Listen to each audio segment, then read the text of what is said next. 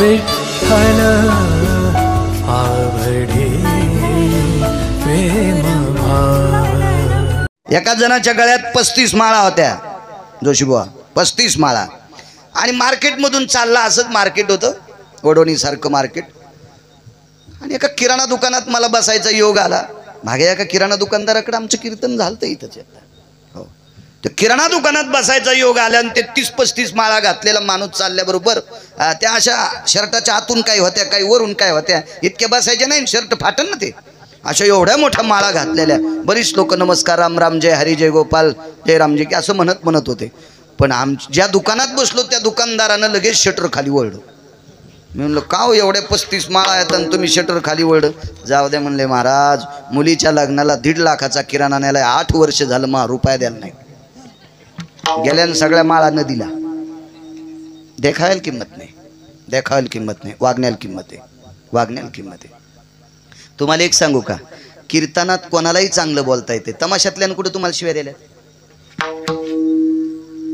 कधी शिव्या दिल्यात त्यांनी तुम्हाला? सिनेमातल्या लोकांनी कधी शिव्या दिल्यात? नाटकातल्या लोकांनी कधी शिव्या दिल्यात?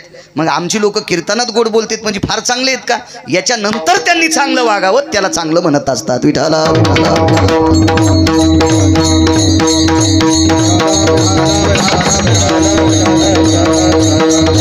बरोबर, एखादा महाराज फार गोड बोलतो याच्याकरता तो फार श्रेष्ठ आहे असं नाही, त्याचं बाहेरचं वागणं किती गोड आहे हा महत्वाचा भाग आहे। बऱ्याच गोष्टी सांभाळता येतात, त्याला संप्रदायात प्रवेश असतो। चांगल्या प्रतीचा गायक आहे, तंबाखू खातो, अवघड आहे ना, आहे का नाही अवघड? उत्कृष्ट कीर्तनकार आहे हो, पण भजन बंद करून स्टेजच्या मागे बिडी वाढायला जातो, स्टेजच पेटलं त्याच्या बिडीनं, आणि त्याच्या पाया पडून जर तुम्ही त्याला पैसे देता असाल तर तुमचंच पाप 10 पिढ्याचं उतू आलंय। विठाला विठाला। एक सांगू का, चुका करणाऱ्यापेक्षा चुका करणाऱ्यांच्या चुका धाकणारी 1 नंबरची हरामखोर असतात। कायद्याची चौकट आहे की नाही साहेब? चोराला चोरत म्हणावं लागेल की नाही तुमच्याकडे? मग त्याच्या गळ्यात 15 जरी माळे असतील आणि रातच्या जरी एखाद्याचं शटर उघडा असतील, तुम्ही त्याच्या माळा थोड्याच पाहता, त्याचा गुन्हा पाहता, तो दुकानाचं शटर तोडस। नेहमी चौकट आहे। गुन्हेगारापेक्षा गुन्हा झाकणारी माणसं सर्वात नालायक असतात। एका बाईनं आम्हाला चहा घ्यायला घरी बोलवलं, म्हणलं बाई मी काय चहा नकोय, म्हणलं नकोय। दूध घ्या, म्हणलं मी काय बोक्या नाही, मी काय दूध पेत नाही, नको म्हणलं बाई दूध नकोय, म्हणलं मला नकोय दूध। ते म्हणले महाराज तुम्हाला यावंच लागेल, म्हणलं बरं येतो, एवढ्या वेळात भागवत कथा सुरू होती, येतो तुमच्याकडे। एक महाराज आपल्याकडे यायलेत म्हणल्यावर त्या बाईनं दारात रांगोळी काढली, रोजही काढत असेल बिचारी, पण आज विशेष काढली। पण ती रांगोळी काढून आतमध्ये गेली आणि एका कुत्र्यानं त्या रांगोळीवर घाण केली। कुत्र्याला कळत असतं काय? पशु काय पाप पुण्य जाणीती, उत्तम मध्यम भोग भोगीती, काय पशुला कळतंय? आणि कुत्र्यानं त्या रांगोळीवर घाण केल्याबरोबर मी येणार असं त्या बाईला कळालं। बाहेर आल्यावर पाहिली रांगोळी, ती बाई शेजारणीला भांडत होती, ए तुझं कुत्रं का मोकळं सोडत? ती म्हणली बाई रस्त्यानं कुत्रे 100 पळायलेत, मी जरी मोकळं सोडलं तर माझ्या कुत्र्यानं तुझ्या रांगोळीवर घाण केली, त्याच्यावर नाव आहे का? ती फार शहाणी होती। या दोघी इतक्या शहाण्या होत्या, दोघी नवऱ्याला रस्त्यात शिव्या देत होत्या, इतक्या नालायक होत्या त्या। या मला घरी चहा घ्यायला बोललं म्हणजे फारच श्रेष्ठ आहे असं काय नसतंय, मी नाही मानित। काही बायका महादेवाला कोरडच होऊ देणार, इतकं पाणी टाकायल्यात, इतकं पाणी टाकायल्यात, त्याला सर्दी होणी म्हणजे बरं आहे, म्हणजे ही फार शहाणी असं नाही। काही बायका लाखानं मंजुळा पांडुरंगाला वाहल्यात, फारच शहाणी आहे का? नाही, जी आपल्या मालकाला मानती ती शहाणी आहे, ती पवित्र आहे, ती पवित्र आहे, ती पवित्र आहे। आणि कीर्तनकाराला दूध पाजीन, काजू बदाम टाकून पाजीन, महादेवाला पाणी घालीन, बेल वाहीन, पांडुरंगाला मंजुळा वाहीन, आणि पप्याच्या बापाला नीट बोलणार नाही, ही दिसणं म्हणजे अवदासा दिसतं इतकं पाप आहे। मी काय तुम्हाला उच्छेदून बोलत नाही, मी पुरावा सांगतोय। मी काय शिव तुम्हाला काय, माझं काय घराला घर आहे का दाराला दार आहे, तुमचं माझं काय संबंध आहे? मी यावर सांगतोय, अध्यात्मातला यावर सांगतोय, देखाव्याला किंमत नाही। एखादा मुलगा एखाद्या महाराजाच्या चपला उचलीत असेल, एक पोरग माझ्यासोबत 1.5 महिना राहिलं, गळ्यात माळाही होती त्याच्या, मी भंगेऱ्याला कशाला ठेवू, ते सोबत राहिलं। 1.5 महिन्याच्या नंतर कळालं हे मायबापाला बोलत नाही। मी त्याला सांगितलं बापू तू गाडीतून उतरून घरी जाय। काय झालं? तुझ्या पापानं मी एकदा वाचलोय आणि तुझ्या पापानं पुन्हा एखाद्या वेळेस पुलाखाली गाडी जाईल, म्हणून मला बसून कीर्तन करावं लागेल। तू मायबापाला बोलत नाहीस, आमच्या चपलान बुटं काही तू उचलू नको, तुझ्यासारखा पापी नंबर 1चा तूच। जो मुलगा आईवडिलाला मानित नाही तो बिना चप्पलचा जरी पंढरपूरला गेला किंवा चंद्रभागा उकरून त्याला मधात जरी पुरलं तरी ते हरामखोराला मोक्ष नाही. त्याचा देव आहे त्याचे आई वडील. तुमचे सर्वात मोठे देव आहेत घरातले ज्येष्ठ लोक, घरातले ज्येष्ठ लोक, वयोवृद्ध लोक. या लोकांवर संस्कार करणं, त्यांना आदर करणं आणि आपत्या लेकरावर संस्कार करणं ही सर्वात मोठी तुमची पूजा आहे. सर्वात मोठी तुमची पूजा आहे. विढल विढल. त्या बाईचे भांडणं होत होते तेवढ्या अवकाशात तिचे मालक जरा हुशार होते. ते म्हणले अगं जाऊ दे ना, काय ताने, आता घाण झाली ना, महाराज इकून येते नाही तर इकून येते. रांगोळ मधात होती ना, महाराज इकून येते नाही तर इकून येते. ते हुशार होतं. ती म्हणली आता मी चांगल्या प्रतीची साडी घातली, मेकअप केले, तुम्ही घाण काढा. ते म्हणलं मी आता मारुतीच्या दर्शनाला चाललो, तिथून आल्यावर काढी. तो माझा यायचा टाइम झाला. सुकास झाकणारी माणसं एक नंबरची नालायक असतात, याच्यावर बोलतोय. मग त्या बाईनं पाठीमागं परसदारात गेली, एवढी एवढी अर्ध टोपलं माती आणली आणि त्या रांगोळीवर माती टाकली. आता मला शेतीचा नाद असल्यामुळं 5-6 दिवस भागवतात माती पाहायलाच नव्हती भेटली, म्हणून मी त्या मातीवर पाय द्यायला. मला तरी कुठं कळालं मातीच्या खाली दुसराच कार्यक्रम आहे म्हणून.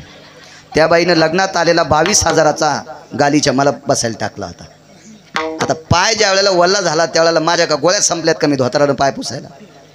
न पाय कशाला पुसला साहेब, 22,000च्या गालीच्याला. त्या बाईनं सांगितलं महाराज गालीच्या कसं काय भरला. म्हणलं बाई घाण जर झाकली नसती तर मी पाय द्यायला नसता.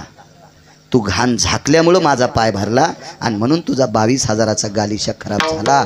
म्हणून चुका झाकणारी माणसं चुका करणाऱ्यापेक्षा जास्त नालायक असतात. विठाला चला, दोघं हाताला हात धरून चालतात. महर्षी वाल्मिक आणि मारुतीराय इथपर्यंत आलतो ना, दोघं जण चालतात. तेवढ्या अवकाशामध्ये महर्षी वाल्मिकांनी विचारलं ग्रंथ बरा वाटला.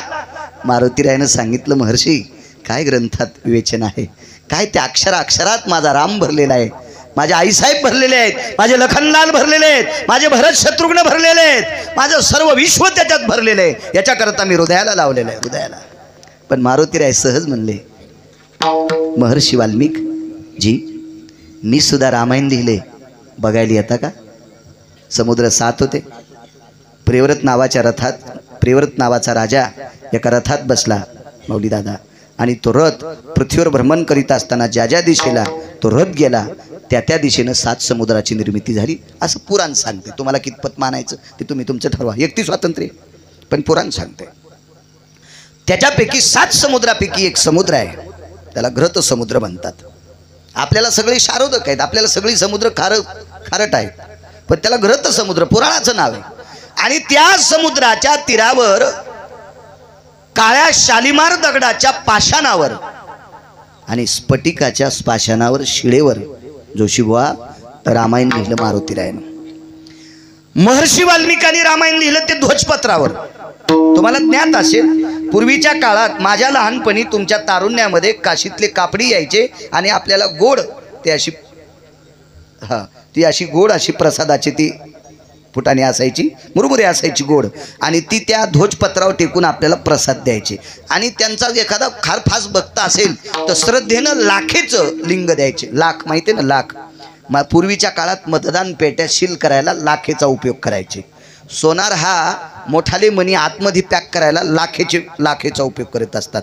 आणि याच लाखेचा महाल लाक्षा जोर सुद्धा ते लाक्षाग्रह सुद्धा याच लाखेचो. बऱ्याच ठिकाणी लाखेचा उपयोग करतो. एवढे 2-3 पुरावे ऐकले तेवढे पुरे माना. आणि मग ते ध्वजपत्रावर ते विशिष्ट प्रकारच्या झाडाची साल आहे, त्याच्यावर रामायण लिहिलं. पण मारुतीरायनं स्वतःच्या नखाने शालिमार दगड, काळा पाषाण, भगवान पांडुरंगाची प्रतिमा आणि भगवान शिवलिंग हे शक्यतो जास्तीत जास्त शालिमार दगडाचं असते, काळ्या पाषाणाचं असते. आणि त्या पाषाणावर रामायण लिहिलं नखानं करून. काही स्फटिकाची दगडं होती, स्फटिकाच्या शिळा, त्याच्यावर रामायण लिहिलं. आणि खूप दिवसापासनं समुद्राच्या तीरावर वेली वाहड्या, ती पाषाणं, ती शिळा ती अशी झाकून गेली वेलीनं. त्याच्यावर काय नाना प्रकारच्या वृक्षाच्या फांद्या असतील, पाना असेल, सगळे पडलेले आहेत. आणि महर्षी वाल्मिकांनी विचारलं कुठे आहे तुमचं रामायण. मारुतीरायन शेपटीला आदेश दिल्याबरोबर वारं सुटलं. सगळ्या त्या वेली वगैरे, काळी कचरा, धूळ वगैरे त्या साफ झाल्या. आणि सांगितलं आता तुम्ही वाचा, हे वाचा वाचा वाचा. कुठली गोष्ट दोघात करायची नाही. म्हणून आपल्या संस्कृतीत साक्षीदाराला किंमत आहे. तुम्ही बी एखाद्या स्पॉटवर पंचनामा करायला गेल्यावर त्याच्यावर दुसऱ्यांच्या सह्या घेतच आहेत. कारण आपल्याकडे दोघांनं केलेल्या गोष्टीला किंमत नसती, कोणीतरी एखादा साक्षीदार पाहिजे. हो, तिथं 8 डोळ्याची व्यक्ती, सत्यलोकातले मालक, हाडामासाचा एक गोडसा कुंभार, विधाता ब्रह्मदेव आमंत्रित केले. आणि ब्रह्मदेव 8 डोळ्यानं ते रामायण वाचत होते. महर्षी वाल्मिक ते रामायण वाचत होते. हे सगळं वाचीनं झाल्याच्या नंतर महर्षी वाल्मिकाच्या लक्षात आलं, मारुतीरायनं लिहिलेल्या रामायणाच्या पुढे आपलं रामायण एका तिळा इतकं सुद्धा मोठं नाही. चला लवकर, पटकन पटकन चला व्हा बाहेर. विठाला विठाला विठाला. महर्षी वाल्मिकाच्या लक्षात आलं, आपण केलेलं रामायण यांच्या पुढे एका तिळा इतकं सुद्धा मोठं नाही. मारुतीरायनं आपण लिहिलेलं रामायण हृदयाला लावून नाचले. आपण लिहिलेला रामायणाचा ग्रंथ डोक्यावर घेऊन नाचले. पण मारुतीरायचं रामायण ज्या वेळेला लोक वाचतील त्यावेळेला मी केलेल्या रामायणाकडे कोठे माऊली कोणी पाहणार नाही, असं महर्षी वाल्मिकांच्या लक्षात आलं. पुढे चालत असताना मारुतीरायनं सहज विचारलं, निघता? हो. काय देऊ आपल्याला, काय देऊ? याच्यातला एक बदल सांगतो. वाल्मिक ऋषी काही वेळ का असं पण संसारिक होते, आणि मारुतीरायाकडे तिळा इतका संसार नाही. निस्पृह साधू, 19 संन्याशापैकी 1 नंबरचा संन्याशी मारुतीराय. मारुतीरायाचे इंद्रिय त्यांच्या आईला आणि वडिलाला सुद्धा दिसले नाही साहेब.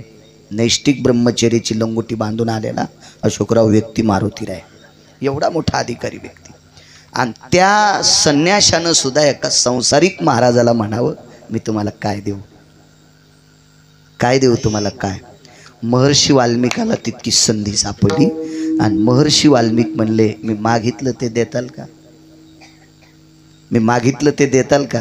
मारुतीरायनं सांगितलं, जीवनभर आतापर्यंत गेलेला शब्द खोटा कधी केला नाही, आणि तुम्हाला काय पाहिजे असं मी स्वतःहून म्हणतोय, त्यावरती तुम्ही मागा ना, माझ्याकडे काय असेल तर मागा, मी देऊन टाकतो. महर्षी वाल्मिकाच्या लक्षात आलं, यांनी जर आपल्यावर कृपा केली, यांनी आपल्यावर जर उपकार केले तर आपण जगप्रसिद्ध होऊ शकतो. चंद्र सूर्य येतोपर्यंत आपलं नाव झळकू शकते, आणि यांनी जर नाही उपकार केले तर आपलं काहीच खरं नाही, काही खरं नाही, काही खरं नाही. देताल मारुतीराय? हो. एकच देऊन टाका, तुम्ही लिहिलेलं रामायण संपवा. तुम्ही लिहिलेलं रामायण संपवा. काय अक्षर असतील ते. मारुतीरायनं लिहिलेलं रामचरित्र काय टोकाचं असेल, पण एका साधूचा सन्मान, त्या साधूला दिलेला शब्द, त्या साधूला करण्याचं मोठेपण मारुतीरायनं संपूर्ण शिळा उचलल्या आणि त्या घृत सागरामध्ये बुडून टाकल्या. देवर्षी नारद एके दिवशी आले, नारदाच्या चरणावर प्रणिपात केला, प्रणिपात केला. आणि एके दिवशी नारदांनी विचारलं, वाल्मिक, नारद गुरु होते, वाल्मिक, जी गुरुवर आहे, जी जी जी जी, काय पुरुषार्थ आहे वाल्मिक आपला? हे महर्षी, आपला काय पुरुषार्थ आहे? चंद्र सूर्य आहे तोपर्यंत तुमचा ग्रंथ झळकलाय, काय भक्तिसूत्र आहे आपलं? मला नव्हतं वाटत वाल्मिक आपण इतके मोठे व्हाल. कुठून ताकद प्राप्त केली? वाल्मिकांच्या डोळ्यातून अश्रू आले. आणि महर्षी वाल्मिकांनी देवर्षी नारदांना सांगितलं, गुरुवर्य, तुमच्या कृपेमुळं मी माळकरी झालो. मी खुनं करायचो, चोऱ्या करायचो, वाटपाड्या करायचो, चुकीची कामं करायचो. तुमची माझ्यावर कृपा झाली, उपकार झाले, मी परमार्थात आलो, परमार्थात आलो. पण माझा परमार्थ सिद्ध करण्याचे उपकार कोणाचे असतील तर ते मारुतीरायचे, ते मारुतीरायचे, ते मारुतीरायचे. सर्वात मोठे उपकार मारुतीरायचे. दृष्टांत संपला राजो. हे रामायणात पाहायचं नाही बरं महाराज, हे दुसऱ्या रामायणात पाहायचं. दुसऱ्या एखाद्या वेळेस बरीच लोक म्हणतील, मी ते वाचलं, मला त्याच्यात नाही दिसलं. गिरगावकराला का तुरीच्या पाट्यात गवसलं का सुमल्या, तू वाचत जाय, सापडेल तुम्हाला. लक्षात घ्या, मारुतीरायाने जर शिळेवर लिहिलेलं रामायण जर ग्रंथसागरात बुडवलं नसतं तर महर्षी वाल्मिकाचं भक्तीचं सूत्र मोठं झालं नसतं. यांना मोठे करण्याचे जर उपकार कोणाचे असतील तर ते मारुतीरायाचे आहेत. म्हणून मालक पहिल्या कडव्यात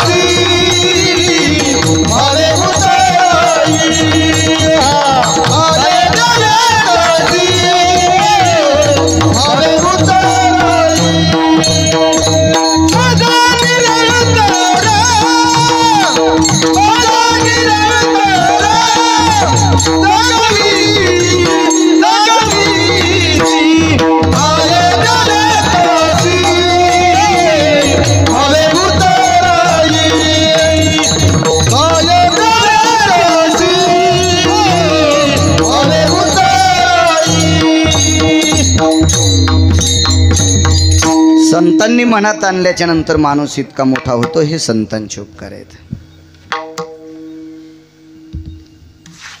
एका घरी एक पाहुणा आला. माझ्या माईंनो, मुखामध्ये साखर ठेवणं, देखाव्याचा परमार्थ करणं हा नाही देवाला आवडत. देवाला कर्तव्याचा परमार्थ आवडतो. कर्तव्याचा. एका घरी एक पाहुणा आलेला आहे. काय सांगू आता संतांचे उपकार. पाहुणा आहे, पाहुणा आहे. तो पाहुणा फार मोठ्या श्रीमंत घरचा पाहुणा आहे, ज्याचा माल 6.5 क्विंटल सोन्याचे पैसे. आज किती येतील अशोकराव? मी 7वी पास आहे, त्याच्यामुळे मला गणित येत नाही. होय लंगे, गणित येत नाही मला. 6.5 क्विंटल सोन्याचे पैसे. माणिक शेटना हिशोब कळन तेवढा आहे का नाही? त्यांच्याकडे सोन्याचं दुकान आहे, त्याला कळ. आपण एकदा त्यांच्याकडे प्रसादाला गेलो, कारण ते सोन्याचे व्यापारी आहेत ना, त्यांना कळू शकतो तो हिसाब. 6.5 क्विंटल सोन्याचे आज रोजी जितके पैसे येतील तेवढ्या किमतीचं एक घर होतं त्याला झोपायला. आपण त्याला बेडरूम असंच म्हणतो ना. माझ्या लहानपणी शयन कक्ष, निद्राघर असं म्हणायचे. आता नवीन नवीन शब्द पडले ना. जेवायच्या घराला स्वयंपाकघर म्हणायचे, पाकगृह म्हणायचे. कोणी आलं तर उपाशी जात नव्हतं म्हणून स्वयंपाकघर, पाकगृह. आता 2च लोकांची किचकिच चलती म्हणून त्याला किचन घर म्हणतात. 2च तोंडन खिचडीन बोंड म्हणून त्याचं नाव किचन घर पडलं. दोघांचीच किचकिच, पप्याची मायन पप्याचं बाप. पुन्हा कोणालाच चिपट भाजत नाही तिथं. ते नाव पडत असतं वागणुकीन कर्तव्यानुसार. एवढ्या मोठ्या वैभवात राहणारा पाहुणा झोपड्यातल्या बहिणीकडे आला. बहीण राहतो ती झोपड्यात. नाते हे श्रीमंतीनं मोठे नसावा असं म्हणत नाही, असावा. पण नाते हे अंतकरणानं मोठे असावा हा सर्वात मोठा सिद्धांत आहे. पैसे कमी अधिक असतील हो एखाद्याकडं, 2 पैसा एकमेकाकडे कमी अधिक दाणे असतील, त्याबद्दल काही विषय नाही. हृदयाची नाते असावी, हृदयाची नाते असावी.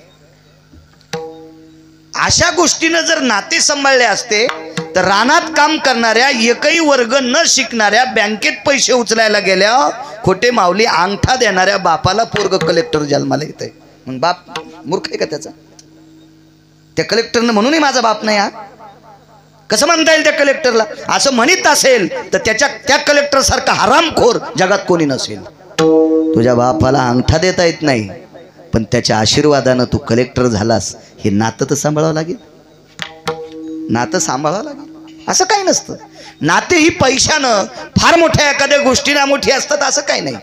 एवढ्या मोठ्या वैभवात राहणारा भाऊ झोपड्यात राहणाऱ्या बहिणीकडे आला. काय सांगू आता संतांची उपकार सांगतोय.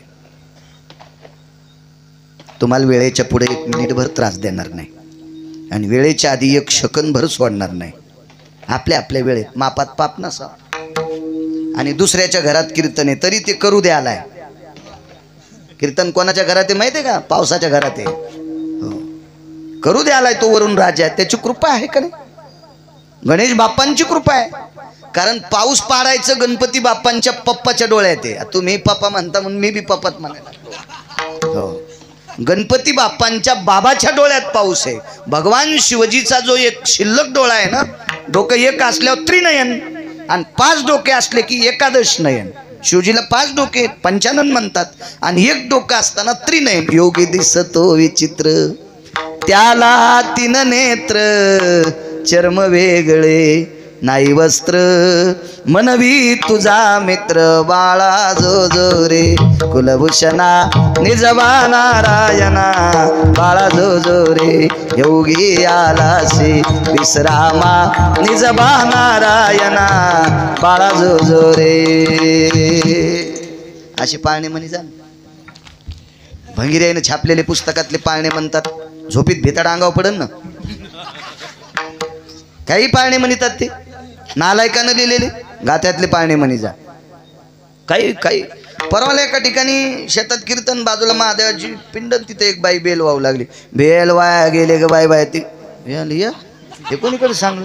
तिकडंच घसरून मेले. वाहून नाही जातीच का पुरात? काही म्हणत असतात का असं कुठं? नालायकपणाचा कळत झाला तो अद्याप नाही. शास्त्र म्हणेल ते सांडावे, राज्य ही तृण मानावे. मगाशी विषय झाला, मगाशी विषय झालाय तरुणांचा विषय, जे पत्रकार अशोकराव सुद्धा बोलत होते. काय परंपरा कुठे चालली, काय चालली. मी त्यांना सांगितलं, या महाराष्ट्राच्या मातीमध्ये 4-2% लोकांकडं मर्यादेपेक्षा शिल्लक पैसे झाले म्हणून या हरामखोरानं मात्र करून टाकले. त्या भडव्यांनी, त्या नालायकांनी मात्र केले. मात्र आम्हाला सुद्धा एखाद्या जागेवर जोशीभाऊ एखादा माणूस म्हणतो, ते यजमान महाराज कीर्तन झकास करा, असं वाटतं तुझ्या बायकोची साडी नेसून नाचू का? हा, फक्त घोंगरच राहिलेत आता. कीर्तन हा झकास विषय असतो का हरामखोरा? कीर्तन हा बोधावर आरूढ विषय असतो. हो, कीर्तन ही कोणाच्या बापाची जहागिरी नाही. कीर्तन ही परंपरा भगवान गणेश गणपती बाप्पांचे बाबा भगवान शिवशंकराचा अधिकार आहे. एका जनार्दनी वैष्णव आणि शिरोमणी महादेव. तिथून पुढे ज्ञानोबाराय, तुकोबाराय, नामदेवराय, चोखोबाराय, नाथबाबा, सावता महाराज, शेना महाराज, गोरोबा काका, रविदास, मीराबाई, जनाबाई, मुक्ताबाई, सखुबाई, कबीर महाराज, निवृत्तीदादा, सोपानदेव, या लोकांची जागिरी, आमची नाही. आमची नाही. आम्हाला या लोकांचे नावं घेतल्यावर 2 वेळेची भाकरी खायला चांगली भेटती. आम्ही जरा नीट बोललं पाहिजे. विठाला विठाला.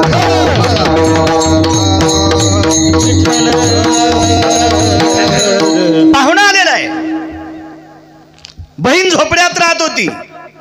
त्या बहिणीचं नाव आहे राजाई. 2 जण बसलेले, बहीण भाऊ. चुलीवर कण्या शिजत होत्या. चुलीवर कण्या शिजत होत्या. कण्या शिजलेल्या आहेत, पात्र टाकलेली आहेत. पात्र मातीची खापराची भांडी होती. त्या पात्रामध्ये 4-4, 2-2 पळ्या कण्या ओतल्या. 5.5 क्विंटल सोन्याच्या आज रोजी किमतीच्या महालात राहणारा मुलगा खापराच्या पात्रात कण्या खात होता. आणि हे मधला 10-20 वर्षाचा काळ होता का? ह्या बेगडी लोकांना जुन्या पद्धतीला लात मारली. जुन्या पद्धतीला मधला 10-20 वर्षाचा काळ. आता जुन्यावर आलेत. 1-1 कोटीच्या गाडीत बसणाऱ्याला पण खापराच्या बिस्लऱ्या आहेत. त्याला माहिती आहे दुसऱ्या बिस्लऱ्या आहेत, पाणी पेलं की 4-2 वर्षानं आधी मरत आहे. हुशार झालेत लोक, हुशार. माझ्या लहानपणी गुळाचा चहा पिणाऱ्या माणसाला लोक भिकारचोट म्हणत होते. आणि आता इथे शुद्ध गावरान सेंद्रिय गुळाचा चहा भेटल 80-90 लाखाचे कठळे तिथं थांबत आहेत. गाड्यात बसणारे बरं तिथं त्याच्या गाड्या. मग आता हे भिकार चोट नाहीत का? पण त्या काळात गुळाचा चहा पिणाऱ्या लोकांना लोक चष्टा, हे भिगार जोडे, हे याच्या घरी काय पोरगी द्यायची असं म्हणायचे. जुन्यावर आलेत या कोरोनानं असा गुद्दा हाणलाय. बेटा हो तुम्ही जुन्याला नाही नाव ठेवत होता का, आता जुन्यावर आले तरच वाचतान नाही तर मरतान. सावध केलं ते कोरोनानं. खापराच्या पात्रात जेवली. आणि खापराच्या पात्राला अपवित्र कसं म्हणायचं. आपल्या देशातलं नाही सांगत, पृथ्वीवर जेवढे देश असतील तेवढ्या देशातला किती जरी श्रीमंत मेला त्याचा इस्तू सोन्याच्या गुंडीत नसतोच देवा, आहे का नाही. खापराच्या गुंडीत वास्तुपुरुष 5 तोळ्याचा करा एवढा करीत नसते, पण किती तोळ्याचा केला तर कशाच्या बुटक्यात असतो, खापराच्या. कळस 5 किलो सोन्याचा जरी असेल तरी त्याला स्नान कशाचं, खापराच्या बोळक्यानं. महाराज इतकं खापराला महत्व आहे. या मधल्या सोंगाड्या लोकांना खापराचं महत्व कमी केलं. मधात यांच्यातल्या पण काही काही फुगीरपणा करू लागल्या. संक्रांतीच्या दिवशी तांब्याचे फुटके, कस्तुरा त्या बापाची जी आगिरी आहे का कशाच्या बुटक्यानं वान देती. मालकाचं आयुष्य कमी होईन द्वारका. इथली नाही म्हणायलो मी, आमच्या तिकडची. सर्व पात्राम पवित्रो मृत्तिका पात्रो पवित्र. हा मातीच्या पात्राला इतकं प्राधान्य. एवढा मोठा श्रीमंत भाऊ बहिणीची तर मातीच्या खापराच्या ताटात जेवला. मालकाला सांगितलं, धनी आवाज, धनी काय ग, काय म्हणली बाई मालकाला, धनी धनी. इथं एक तर बाई नवऱ्याला धनी नाही म्हणायची, तुमच्या जिबेल वेल्डिंग झाली, वाकत नाही तुमच्या जिबा. हा मालक नाही म्हणायचा, धनी नाही म्हणायचा, जी नाही म्हणायच्या मालकाला.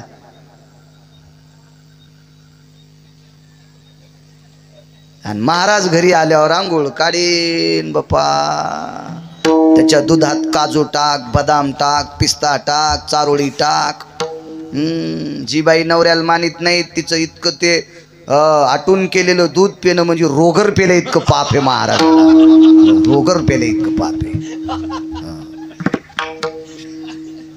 हे म्हणत्यान ह्या तरुण मंडळीला, ह्यो मेल्याला कशाला तुम्ही आणलं. तुम्हाला आवडलं असं कीर्तन करणारच नाही, पंढरीतल्या मालकाला आवडलं असं कीर्तन. खरं तर मी आज पंढरपुरात असतोय. आमच्या सोबतचे गेलेत, एकटे फकरू महाराजच सोबत राहिलेत माझ्या. आम्हाला असंच मी मगाशी दंगेल विचारित होतो, 4 झरीहून जाता येतं का पुढं ह्यावेळेला. रातोरात जातो मी वारीला. हो वारी करा वाटते, महिन्याची केली पाहिजे. त्या वारीमुळंच 2 टायमाच्या भाकरी सुखात भेटायल्यात. आहे का ती वारी करायची. धनी काय ग, माझा दादा कोण्या झोपड्यात झोपवायचा, 3 झोपडे. नामदेवरायाला राजाईला 1, देवघरात जे झोपडं होतं तिथं देवघर होतं, त्या झोपड्यामध्ये जनाबाई, आणि बाकीच्या त्या झोपड्यामध्ये बाकीचं सर्व कुटुंब. नामदेवरायानं सांगितलं, राजा अगं आजच्या रात्री पुरता तुझा दादा राहणार आहे, आपल्या घरात झोपू दे त्यांना. मालक तुम्हाला 1 पांघरायला, मला 1 पांघरायला. थंडीचे दिवस आहेत. संक्रांतीचे लाडू घेऊन आलता तिळा तांदळाचे. मग त्याला पांघरायला काय द्यायचे. उपकार सांगतोय संतांचे. नामदेवरायानं सांगितलं, माझी गोदडी देऊन टाक. नाही पांघरणार. का, तुम्ही मोठे मेहुणे आहात. तुझी दे, मी मोठी बहीण आहे, माझंही पांघरणार नाही. नामदेवराय म्हणले, आपल्या दोघांची गोदडी तो पांघरणार नाही, त्यावर ते बाबाची आईची तर पांघरणारच नाही. हो म्हणे, करायचं काय. अंथरायला साळीचं तणस होतं. मी मोठे एक पूजनीय जैन साधू पाहिले. एक जैन साधू पाहिले, फार त्यांचा त्याग असतो. एका पूजनीय जैन साधूला वय झाल्याच्या नंतर अंथरण, सतरंजी, गालीच्या वगैरे काही नव्हतं. साळीचं तणस होतं देवा. वरच्या आपण तांदूळ काढून घेतो ना, तर खालचं जे काढ असतं का आपल्याकडे, त्याला तणस म्हणतात. ते थंडीच्या दिवसात ते तणस अंथरलेलं होतं. तणस ते त्यागाचं, टोकाचं प्रतीक. जैन साधू म्हणजे टोकाचं प्रतीक आहे ते त्यागाचं. धगधगीत वैराग्य असतं त्यांचं. तर त्यांच्याकडे ते तणस पाहिलं आणि इकडे संप्रदायाच्या इतिहासात पुराणामध्ये नामदेवरायाकडे साळीच्या तणस असं विणून अंथरणं केलेली होती. आणि ते 4-2 होती, कोणी आलं तर बसायला टाकायचं, पण पांघरायचं शिल्लक नव्हतं. ज्या घरचं दास्यत्व करणाऱ्या जनाबाई त्या घरात आल्या आणि राजाबाईला मालकीनबाई म्हणल्या. काय पद्धत होती बोलण्याची. मालकीनबाई, मालकीनबाई असं पाहिलं आणि राजाई म्हणाल्या, काय ग जना काय? मालकीनबाई, तुमच्या दादाला पांघरायला माझी गोधडी देऊन टाका आजच्या दिवस. नामदेवरायची मान खाली होती, वरी उचलली मान आणि जनाबाईकडे बघितलं. जना विडीस की काय? काय सांगू आता, संतांचे उपकार सांगताय. जना विडीस का ग तू? अगं थंडीचे दिवस आहेत, किती थंडी वाजेल तुला? तो तरुण आहे, त्याचं धकून घेऊ आम्ही, कस करायचं? तर तुझी गोधडी नकोय. जनाबाई नामदेवरायांना मालक म्हणायचे, मालक म्हणायचे, मालक. मी सांगतो म्हणून नका ऐकू. दाशी नामयाची म्हणून या. पुरावा माझा आहे का महाराजा? नाही. दाशी नामयाची म्हणून या. नामदेवरायला मालक म्हणायच्या, राजाबाईला मालकीनबाई म्हणायच्या. हा आदर होता हो. एकमेकांना एकमेकाशी वागण्याचे काय एक फार मोठं सूत्र होतं ते. मालकीनबाई, मालक, मी भजन करत असताना काही पांघरण घेत नसते आणि भजन करताना मला थंडी वाजत नाही. मी आज उजडेपर्यंत भजन करील, पण माझी पांघरायची गोधडी मालकीनबाईच्या भावाला देऊ द्या. ठीक आहे म्हणले. साळीच्या तनसांचं अंथरून टाकलं. राजाबाईने जनाबाईच्या झोपड्यातली देवघरातली ती वाकळ, ती गोधडी भावाला दिली. आणि राजाबाई सांगतात, ए दादा, ए दादा, ही आमच्या जनीची गोधडी आहे बरं, ही आमच्या जनीची गोधडी आहे.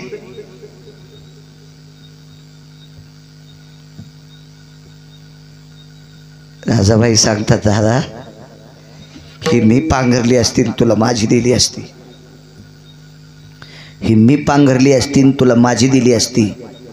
नामदेवराय म्हणले, अरे ही मी पांघरली असती तुला माझी दिली असती, पण आम्हाला या गोधडीला कधी पण हात लावायला भेटतोय. तू नशिबवान आहेस, तुला जनाबाईची गोधडी पांघरायला भेटते. नामदेवरायच्या मेवण्यानं नामदेवरायला विचारलं, भाऊजी, असं या गोधडीत काय वैशिष्ट्य? संत शिरोमणी नामदेवराय सांगतात, अरे ह्या गोधडीची चौघडी केल्याच्या नंतर, देव घरी आल्याच्या नंतर ह्या गोधडीची चौघडी करून जना देवघरात टाकते आणि ह्या गोधडीवर जगाचा पाप बसतोय, जगाचा पाप बसतोय, जगाचा पाप बसतोय. वस्त्रात ठराविक लोकांच्याच किंमत होती, ठराविक लोकांच्या किंमत होती. संत कबीर हे मोमीन, कबीर मोमीन, लतिफा मुसलमान, सेना नावी जान विष्णुदास. संत कबीर अशोकराव मुस्लिमाच्या कुळात जन्माला आलेले निष्ठावंत वारकरी. मी मगाशी बोलून गेलो, जोशीबुवा कबीरानं विणलेला शेला ज्याच्या घरी जाईल त्याच्या इथं भजन म्हणत होता. कबीराचे मागी विणू लागे शेला किंवा शेले विणू लागे. एक शपक पुरावा पाहला मी. कीर्तनात त्याला परवानगी नाही, पण चांगला याच्याकरता म्हणतोय.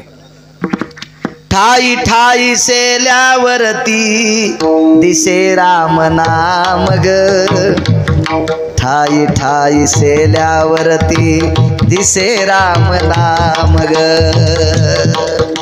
त्याच्या धाग्या धाग्यात राम राम होत. काय त्या कबीराच्या कपड्याला किंमत आहे. तशी संत जनाबाईनं स्पर्श केलेल्या वस्त्रात ताकद होती. कृता त्रेता युगात मर्यादा पुरुषोत्तम प्रभू रामचंद्रांच्या घरी आलेला एक महात्मा, त्याच्या वस्त्रात किंमत होती. ते वस्त्र आकाशात फेकलं की 14 सूर्य इतका प्रकाश पडत होता. काढून ढुंगाचे चिरगुट भिरकाविले नभी देख, ते चतुर्दश भास्करा परी लेख तेज कांती. 14 सूर्य इतका प्रकाश त्या कपड्यातली ताकद. द्वापार युगाच्या नेमक्या सुरुवातीला एका 22.5 वर्षाच्या गर्भांध प्रज्ञाचक्षू चक्षुहीन एका अंध 22.5 वर्षाच्या साधूला अंगावरच्या लुगड्यातलं अर्ध लुगडं फाडून दिलं एका कुमारिकेनं. तिचं नाव द्रौपदी. तिचं नाव द्रौपदी. या वस्त्राची ताकद इतकी मोठी, चार जरी कड माऊली महाराज, इतकी ताकद मोठी या वस्त्रावर आडवे आणि जितके उभे धागे तितक्या वस्त्राचं रूपांतर पंढरपुरातल्या मालकाचं झालं. कौरवे पांचाळी सभे माझी आणली, वस्त्र हारणे वस्त्र कैशी झाली माऊली. काय काही काहीच्या कपड्यात ताकद. काही काहीचे कपडे इतके गंजाळलेले बायकायला पण धुवा वाटत. कुठं बसतेत, काही करीतेत, लाज वाटत नाही आपण कुठं बसाव काय बसाव. बघाय लोकांचे कपडे किती गेले. लोकांच्या इथं दास्यत्व करणाऱ्या जनाबाईच्या कपड्यावर देव बसत होता. देव आणि देवन बसून उठून जात नव्हते, झटकायची वाकळण घडी करून मग वळणीव टाकायची. नामदेवराय सांगते तारे या गोदडीला पंढरपुरातल्या मालकाचा स्पर्श आहे. उपकार सांगतोय उपकार. त्या दिवशी रात्री 1-1:30 वाजता पंढरीतल्या मालकाला जाग आली. अंगावरचा कपडा हलत होता असा देवाच्या.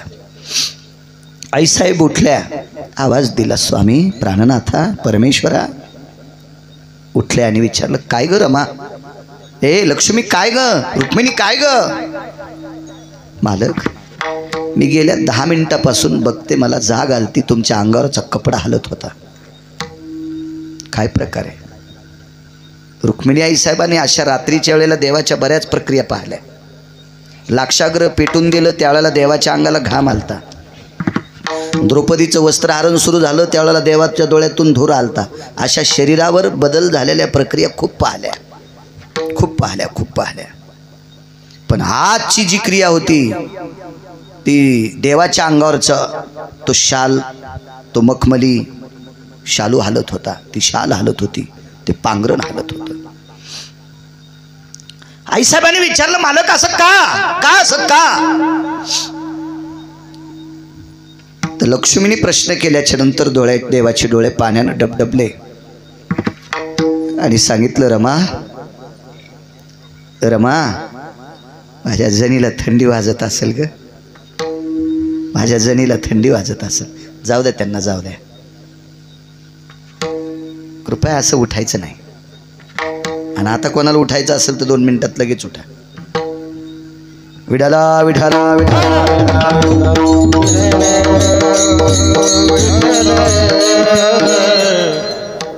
माझ्या जनीला थंडी वाजत असेल.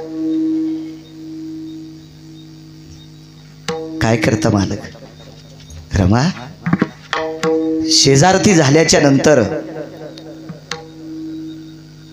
विद्वान भूदेवांनी शेजारतीचे मंत्र आटपल्याच्या नंतर मखमली शाल अशी तिथे ठेवत होते, मखमली शाल.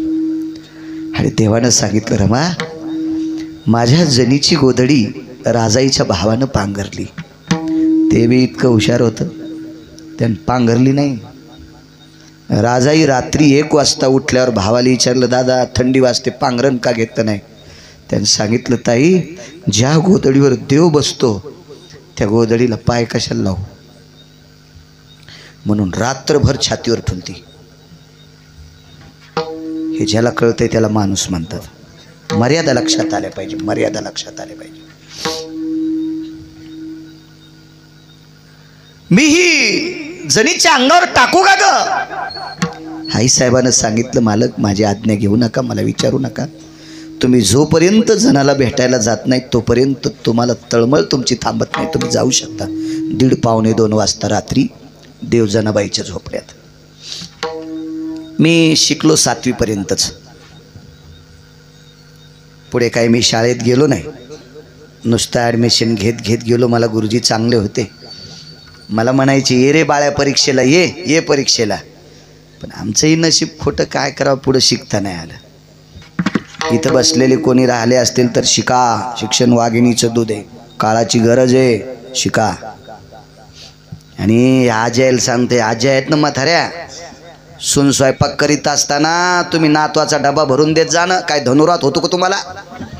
हा, सून स्वयंपाक करताना पोरग त्याचे बुट हुडकीतं, पेन्सिल हुडकीतं, दप्तर हुडकीतं आणि ही तुळशी लिडे घाली ती. आणि त्या पोराची पेन्सिल घरी विसरली, पेपर कोराच गेला. ते म्हणले महाराज माझा नातू पेपर कोराच गेला, कसं होईल? म्हणलं काय नाही, म्हातारपणी तू अंगावर ट्रॅक्टर घालणार आहे. तिला माहीतच नाही गिरगावचा बाळा किती रगिले म्हणून. तू अंगावर ट्रॅक्टर घालणार आहे कसं काय? म्हणलं मग त्याच्या शाळेत जायच्या टायमाला तू तुळशी लिडे घालती का? हा, त्याची आई स्वयंपाक करत असेल तर तू डब्बा भर, त्याचं दप्तर दी, त्याची पेन्सिल दी, त्याचे बूट दी, त्याचे सॉक्स दी. याचं काम आहे ना, ह्याचं नाव परमार्थ आहे. आणि नातू शाळेत गेल्यावर तू इशी खारीपाठ वाचणं. पण आपलं तसं नसतं. आपल्याला कळतच नाही. ज्याला संसारातली लोक कळत नाही त्याला देव कळायला काय गोळ्या संपल्यात का देवाच्या? इतका वेडा आहे का तुम्हाला देव भेटायला? ज्याला आपलं संसार, ज्याची ऐकाची धड नाही त्याची परत्र पुसशी काही. ज्याला ह्या मातुड्याच्या सडकावर नीट चालता येत नाही ते स्वर्गातल्या चिंतामणीच्या सडकावर चालत असतो का? ते तर कुठं बसन ना तांब्या घेऊन. हा, ते वरी नेण्याच्या लायकीचं आहे का? नाही. आधी घरात नीट वागता आलं पाहिजे, त्याला परमार्थात जागा असती. असो, भगवान जनाबाईच्या झोपड्यात आले. आल्याबरोबर जनाबाईनं पाहिलं, देवा आलात? हो. जना जेवलीस का? जनाबाईनं सांगितलं, देवा जेवल्यावर झोप येत असती, जेवल्यावर झोप येत असती आणि झोपीसाठी पांघरण गरजेचं आहे थंडीचं. याच्याकरता आज जेवलेच नाही. का नाही जेवली? माझी वाकळ आमच्या मालकीनबाईच्या भावाला पांघरायला दिली. आज रात्रभर तुझं भजनच करणार. देवानं सांगितलं, काय होतं तुला जेवायला? सगळ्याच्या ताटातलं काढलेलं एका ताटात ठेवतो. आणि जगाचा बाप जेवत होता. महाराज ते भजन करणाऱ्याच्या घरचं होतं, सात्विकता होती. आम्हाला लई काय काय घरी जेवायला. उन्हाळ्याच्या दिवसात आंबेरस केलाय का घरी जेवायला? काय कमी आहे सध्या. काळही गोड आलाय महाराज लोकांसाठी. फक्त आपल्या लोकांनी नीट वागावा, इतकं जरसं वागावं. नाही तर काळ गोड आलाय परमार्थासाठी, फार गोड काळ. तुमच्या लहानपणी पायी पायी जाऊन कीर्तन करत होती लोक. आणि काय होतं तुमच्या लहानपणी खाला? बुंदी स्वप्नात नव्हती. स्वप्नात तुमच्या लहानपणी, स्वप्नात शिरा असा करीत होते की शिरा जर उचलला तर पात्र घेऊन वर येत होता. इतकं त्याला तुपाचा पत्ताच नव्हता, असा शिरा होता. ही पद्धत. आता काळ किती गोड आलाय. फक्त परमार्थातल्या लोकांनी देवाला आवडेल असं वागावा. त्याच्यात मी पण आलो. मी लय धुतल्या तांदळाचा आहे का? मी सुद्धा नीट वागावं. हो, मी काय लोकांना सांगावं मी असाच का? नाही, मी पण नीट वागावं. काय आंबेरस केला जेवायला, भजे कुरड्या पापड्या. आणि इथं कन्या होत्या. हो, देव खात होता तो कन्या. आम्हाला आंबेरस केला, सगळं झालं, जेवण झालं. मग नंतर म्हणलं यजमानाला, अहो आता घरच्या लक्ष्म्या जेवायला बस. ते म्हणलं एकटीच ते. म्हणलं त्या दोघी तिघी त्या बाहेरच्या आहेत स्वयंपाकाला बोलील. त्या म्हणलं त्या तिघीन तुझी मंडळी बसू जेवायला. त्या जेवायला बसल्याने मी थोडंसं असं दारातून पलीकडे गेलो. येताना मधात पाहतो तर तिघीच्या ताटात भजे होते आणि याच्या बायकोच्या ताटात भजेच नव्हते. मी यजमानाला म्हणलं, का हो तुमच्या मंडळी भजे खात नाहीत का? नाही म्हणले ती खाती. मग आता का नाही? नाही म्हणले ती तळतानाच खाती. हा, ती गार झाल्यावर खात नाही म्हणले. वा वा वा, काय त्या बायकोच्या हातचा स्वयंपाक खाल्ला. गिरगावकराचं 10 पिढ्याचं पाप उतू आलं. म्हणलं वा वा वा, ज्याची बायको तळताना भजे खाती तिचा स्वयंपाक आम्ही खाल्लाय. वा वा वा, काय बहादर कारभार. हा, 14 जण ज्या घरातली भजन करतात त्या घरचं उष्ट खाल्लं. नामयाची जनी कोणतीये भाव, जेवी पंढरीराव तिये सवे. जगाचा पाप जेवलाय. इतकं नाही, पांघरायची अवस्था जगाच्या बापान केली. गौऱ्या याचायचं काम जगाच्या बापान केलं. जनाबाईला नाहू घालायचं काम जगाच्या बापान केलं. लेक सास माहेरी आली की माईचं सगळ्यात मोठं तत्व कोणतं असतंय? माया लेकीला नाहू घालायचं. त्या काळात आता ते काही राहिलंच नाही ना. आता कोणाच्या बाथरूम मध्ये इशिक डब्या, हो इशिक डब्या. आंघोळीच्या आधी लावायचं, आंघोळ झाल्यावर लावायचं, काय काय नाना प्रकारचं. आता दुष्काळ असं जर कोणी म्हणत असेल तर त्याच्या थुतरीतच हाणायचं. भाकरीचा दुष्काळ आहे का आता? अद्याप नाही. माझ्या लहानपणी पंक्तीतला भात वाळून खात होते. पंक्तीतला उरलेला शिरा त्याच्या वड्या खारवड्या करून वाळून खात होते. आता बंद खिचडीचं कुकर सकाळी गेटच्या बाहेर फेकून देते. दम खाय दम खाय दम खाय, तू हा ना तू भाकरी वाचून मरण. कारण आपण केलेलं पाप पुढच्या पिढीच्या डोक्यावर पडत असते. हो, जुन्या माणसांचं मत होतं खाऊन माझा टाकून माजू नये. हो, अन्नावर अशी अवहेलना करू नका. अहो, मोठ्याच्या लग्नामध्ये कवटासारखे आंबे एवढाले गुलाबजामुन फेकून देतात काय काय भंगीरे. लाज वाटायला पाहिजे. 2050 अन्नाचा दुष्काळ आहे तज्ज्ञांचं वाक्य. केवळ महाराष्ट्र संतांची भूमी आहे. या महाराष्ट्रातली आपण सात्विक सदाचारी साधी माणसं आहोत. संतांचं वास्तव्य महाराष्ट्रामध्ये. आपल्यावर 2050 वाईटची वेळ येऊ नये अन्नाची, याच्याकरता आता सावधान व्हा. अन्नाची नासाडी. मला सुगर आहे म्हणून शिरा खात नाही. बैल आहेस का तू? तुला वाहणाऱ्याला सांगता आलं नाही का मला शुगर आहे म्हणून मी घेत नाही? काही घे, तू बैल आहे का तू? बैलाला कळत नाही. मका टाकली तरी नाही म्हणत नाही, वाळलेली वैरण टाकली तरी नाही म्हणत नाही, बुरखुंड टाकले तरी नाही म्हणत नाही. तू बैल आहे का? तुला कळा मला शुगर आहे मी खात नाही म्हणून. तशीच ठो. चुकीच्या गोष्टी आहेत, असं नाही करायचं. चला, जनाबाईला नाहू घातलं याच्यावर सांगत होतो. माझ्या जनीला नाही कोणी म्हणून देव घाली पाणी, तुळशीच्या वनी जनी उकलती वेणी. सगळी कामं करायचा. मला सांगा बरं, कोण नवरा आहे बायकोला साळी कुठू लागतो? कोण नवरा आहे बायकोला दळू लागतो? दळण आणायला जाईन गिरणीत, पण दळी तू का घरी? जगाचा बाप तिला दळू लागत होता. साळी कांडिता कांडिता घाम आला पंढरीनाथा, देवा हाताला फोड जनी म्हणे मुसळ सोड. हाताला फोड आले त्याचे फोड. इतके काम नामदेवरायच्या घरी जगाच्या बापाने. हे तुम्हा मला आश्चर्य वाटलं असं नवल नाही. काशीमध्ये काही विद्वान लोक होते, त्याच्यापैकी एक कबीर होते.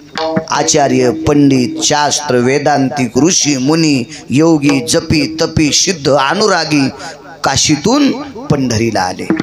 आणि या सगळ्या लोकांनी जनाबाईला विचारलं, बाई काय तुझा अधिकार आहे ग? एक जणानं सांगितलं, वेदाचं पारायण 1000 वेळेस केलं, शास्त्राचे पारायण 1000 वेळेस केले, पुराणाचे पारायण 1000 वेळेस केले. ते पानं पलटू पलटू बोटाचे कांडे उघडले, पण अजून देव स्वप्नात नाही. आणि जना तुझ्यासाठी देव इतकी दखल घेतो, केलं काय? जनाबाईच्या तोंडातून एकच वाक्य पडलं, नामदेवरायचे पाय धरले तेव्हापासून ही ताकद प्राप्त झाली. एक चुकलेली मुलगी तुमच्यातली बाई, चुकलेली जनाबाई, दास्यत्व केलं नामदेवरायच्या घरी. आणि नामदेवराय सारख्या साधूच्या कृपेने जनाबाईचा चंद्र सूर्य तोपर्यंत प्रकाश पडतोय. एवढी मोठी साधूची ताकद आहे. म्हणून मालक पहिल्या कडव्यात म्हणतात,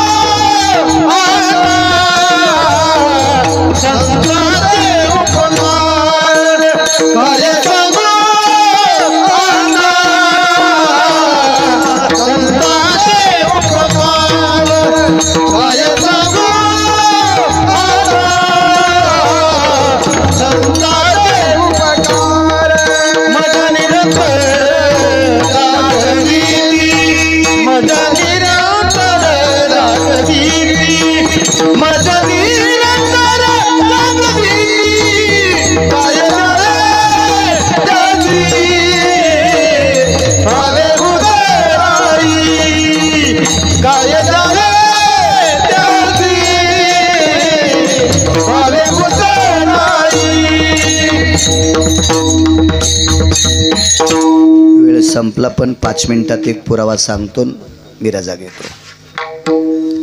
संतांनी केलेले उपकार हे टोकाचे असतात.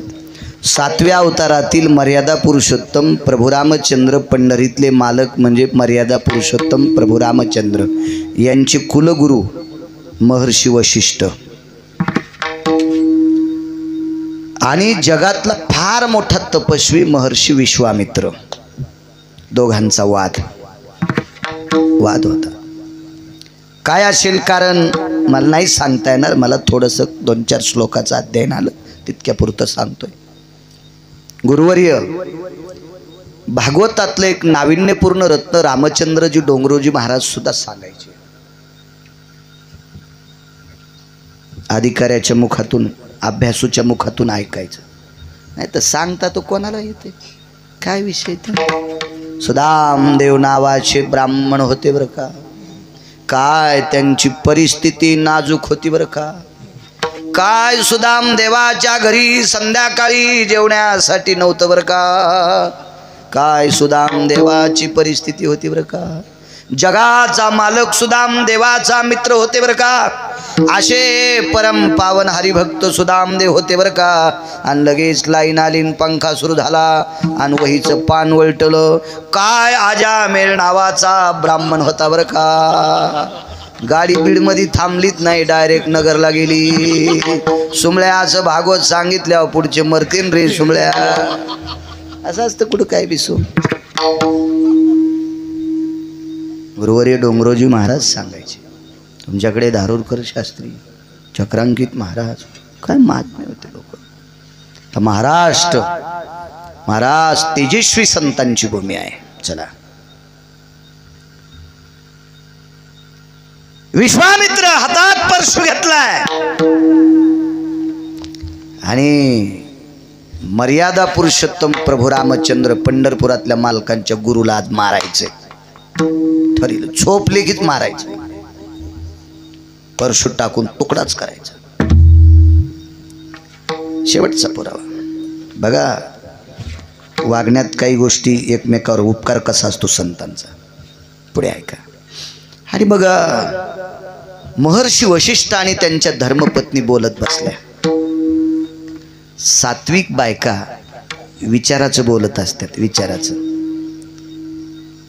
हो. आणि मायबापानं संस्कार न केलेली बाई मालकाला तेच सांगते, वायलच निघू, मला म्हातारीला जीव घालायचा कटाळाचा आला, कोरक म्हाताऱ्याचे धोत्र धू, तू जरासं थांब, तू तरी आता सासू सासऱ्याला असं म्हणाली, तो पोरग 10वीला गेल्यावर तुझ्या नवऱ्याच्या अंगुठी झोपीत घेणार आहे. मायन बाप झोपलेले होते, तहात पोरानं अंगठे घेतले आणि चट प्रॉपर्टी इकली. बाप तर म्हणला मी रजिस्ट्रीला आलोच नाही, नागपूरला अंगठे तपासायला गेले, तू येत निघले. आणि पोराला म्हणला मै अंगठे तुमचे झोपीतच घेतले होते. म्हणला बाबा, मग तुम्ही घरातल्या लोकांना असा त्रास द्याल तर तुमचे असे चित्र जन्माला येतील. असे चित्र हे रानातले नाही म्हणालो मी, ते नावर चित्र, हे असे चित्र. आपण जसं पेरावं तसं उगतं. विश्वामित्र दोघांची चर्चा आहे. महर्षी वशिष्ठ कुलगुरू आहेत सूर्यवंशाचे. आणि आईसाहेबांनी मालकाला विचारलं, मालक एक विचारू का, उपकार सांगते मालक. या देशातला, या पृथ्वीवरचा, देश शब्द चुकीचा आहे, या पृथ्वी तलावरचा 21 स्वर्ग, 14 भुवन, 7 पाताळ आणि 7 दीप याच्यातला सर्वात मोठा तपस्वी कोण. रात्रीचे 11 वाजले अशोकराव. म्हणजे आताचे नाही सांगायलो मी, त्यावेळचे सांगतोय. रात्रीच्या 11 वाजता माऊली दादा महर्षी वशिष्ठांच्या मुखारविंदातून पत्नीला उत्तर मिळालं, या जगातला सर्वात मोठा तपस्वी महर्षी विश्वामित्र. आता मारता येतं का. कोराडीचं पाणी झालं, पाणीच झालं, पण ताकद किती मोठी बघा. त्याच कोराडीचं पाणी हातावर घेतलं आणि आतमध्ये जाऊन संकल्प सोडा, कुलगुरू वशिष्ठ आजपासून तुम्ही ब्रह्मर्षी आहेत. महाराज, आपल्यावर राग करणारा माणूस आपल्याला ब्रह्मर्षी म्हणतोय. डोळ्यात आनंद अश्रू आले कुलगुरूंच्या, वशिष्ठांच्या, आणि डोळ्यातले अश्रू पाण्यावर घेऊन संकल्प सोडा, तुम्ही राजर्षी व्हाल. एका साधूनं एकावर केलेले उपकार, एका साधूनं केलेले एकावर उपकार. चंद्र सूर्य येतोपर्यंत ते ब्रह्मर्षी आणि हे राजर्षी. काय ताकद आहे. विठोबार घुमाई, विठोबार घुमाई, विठोबार घुमाई, विठोबार घुमाई, विठोबार घुमाई, विठोबार घुमाई.